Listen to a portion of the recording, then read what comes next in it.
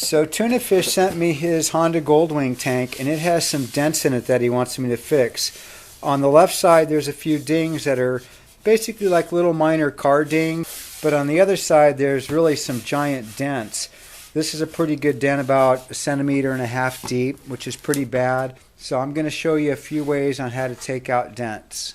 So whenever you're working on an old tank to remove dents or rust from the inside, you want to make sure that you burn the gas out of the inside of the tank, and that way it's safe to work on.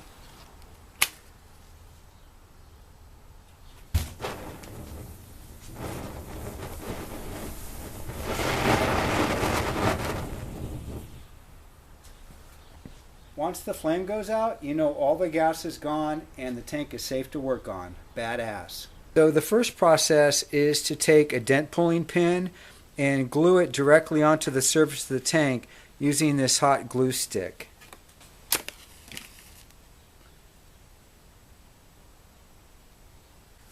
And then soak the pin in the hot glue and stick it on the tank.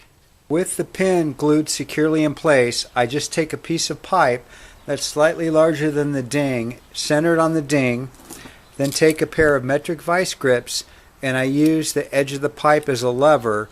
I clamp onto the pin, and then I pull down on this end of the vice grip, which pops the little ding straight out of the tank, just like this.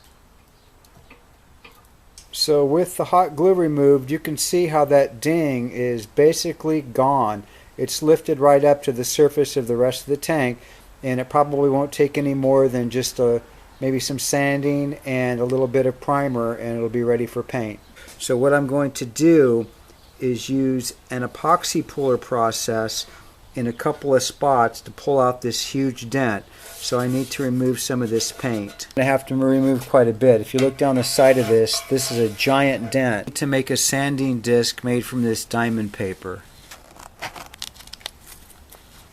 Just secure it to this post with some assembly tape.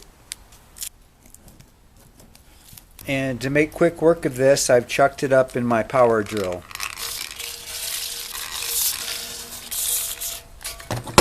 So I have enough paint removed where I can epoxy some pulling pins directly onto the steel. Just wiping down the areas with methyl ethyl acetone so the epoxy sticks. I've got equal amounts of Part A and Part B Nickeltown Customs epoxy. The pulling pins epoxied on the tank, I need to allow this to set up for about 3 hours. The dent puller studs are now secured, the epoxy's all set, so now I just have to roll the ends of the dent puller studs over to form a hook so I can use my slide hammer. This is my slide hammer, and the way it works is one end hooks onto the stud, and this weight is just slammed in the opposite direction of the dent, and it basically just pulls it out. So with 99% of the dent pulled out, I just need to cut off the puller studs.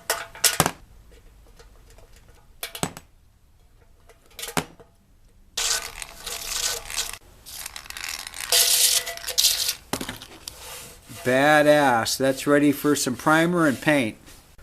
And back before I had proper studs to glue on, I actually used to do my own weld-on studs using a coat hanger.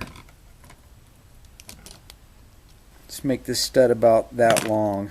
You have to remove the paint on both ends so it conducts electricity.